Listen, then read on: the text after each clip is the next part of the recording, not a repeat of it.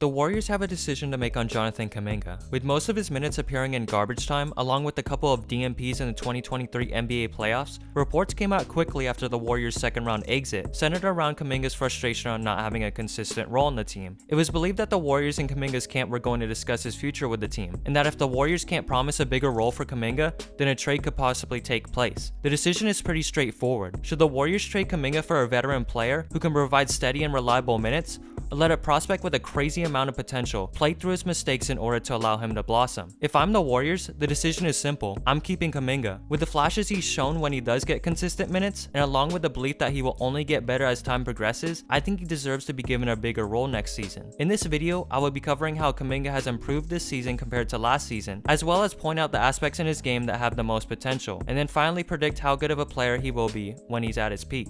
Let's get into it. When comparing his stats from this season to last season, Kuminga averaged career highs in almost every major statistical category, such as points per game, assists per game, and rebounds per game. He also improved his field goal and 3-point percentages. He did this off of a 4-minute per game increase. While the first few months were very up and down for Kuminga, it was when Wiggins was out for that 2-month stretch to end the regular season where we saw him step his game up. From the time that Wiggins was out through February 14th to April 9th, Kuminga's minutes and numbers went up. Through that stretch, Kuminga played in 22 games and averaged 13.4 points per game, 4.3 rebounds per game, 2 assists per game, and shot 56% from the field and 44% behind the 3-point line in 24.1 minutes a game. In the 16 games he played 20 or more minutes, he averaged 15.5 points per game. While the increase in numbers no doubt shows the improvement in his game, let's take a closer look at how his game has developed.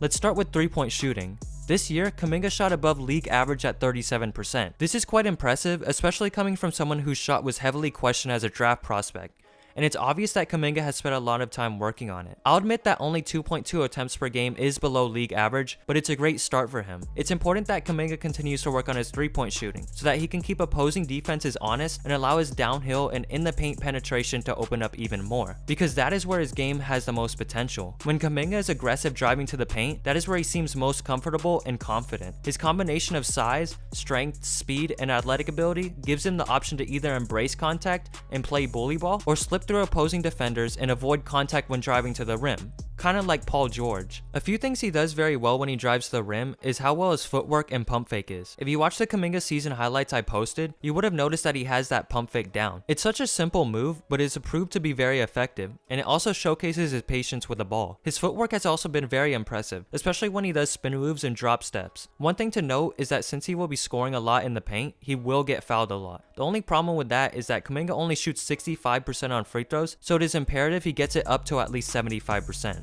Although his in the paint scoring will be his bread and butter, I really like his potential as a mid-range and post scorer. The Warriors dropped the ball down to Kuminga in the post plenty of times this season, and he showed some promising work in that area. He had some plays where he would back down his opponent and play some bully ball and use his size to get a shot over the defender. He also had some plays where he would hit a tough fadeaway. Either way, his mid-range / post game looks really smooth. He also showed potential as a post playmaker, making the right pass when encountering a double team. He also had some face-up isolation plays that looked very clean, but once again, the sample size of these were relatively small. Some things he'll have to work on is tightening his handle, as he's prone to turning over the ball, and he also has to avoid being too aggressive in the case that he's an easy target to draw offensive charges on. On the defensive end, it'll be interesting to see how Kuminga progresses. There were many times where he would just get blown by a quicker guard, but he also has good defensive moments, such as Steve Kerr trusting him to guard Luka Doncic during the regular season, and he did pretty well.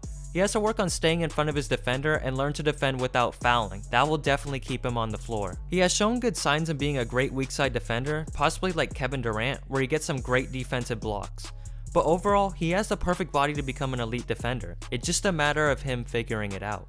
When viewing his overall game, I see a lot of Aaron Gordon in him, a guy who lives in the paint and bullies down below, who can occasionally knock down shots behind the arc. I think Kuminga can fit that role within the next few years, but I honestly see that he can do more than that. I think Kuminga can be a way better shooter in the future, allowing him to become a dangerous 3-level scorer and paint slasher. I could see him become a Jaylen Brown type of player with a mix of Aaron Gordon, which is a really good combination. Could he become a superstar? Who knows? He no doubt has the talent level to become one. It's just about putting in the work and continuing to grow every year. With that being said, I really hope the Warriors keep Kuminga. I know people are always talking about how the Warriors need to trade their younger players for veteran players, because the team's championship window with Steph's age is starting to close, but I believe that Kuminga is someone that can impact winning when given a consistent role. I was really disappointed that Steve Kerr didn't even give Kuminga a chance in the playoffs, especially with how well he finished off the regular season. He could have found some time for him when the Warriors were struggling against the Lakers. You'd think he would try playing Kuminga with how poorly Poole and Clay were playing at times, right?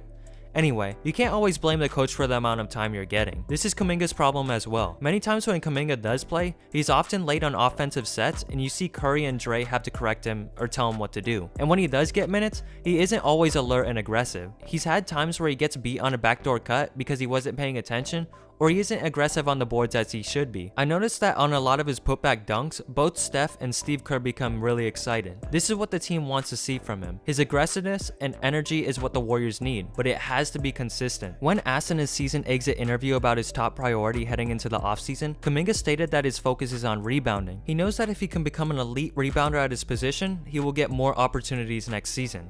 Although anything can happen, it does seem like Kuminga is most likely going to stay on the Warriors. 4 days after the Warriors lost a season-ending Game 6 versus the Lakers, Kerr was asked about the reports surrounding Kuminga and his camp's frustration about his minutes.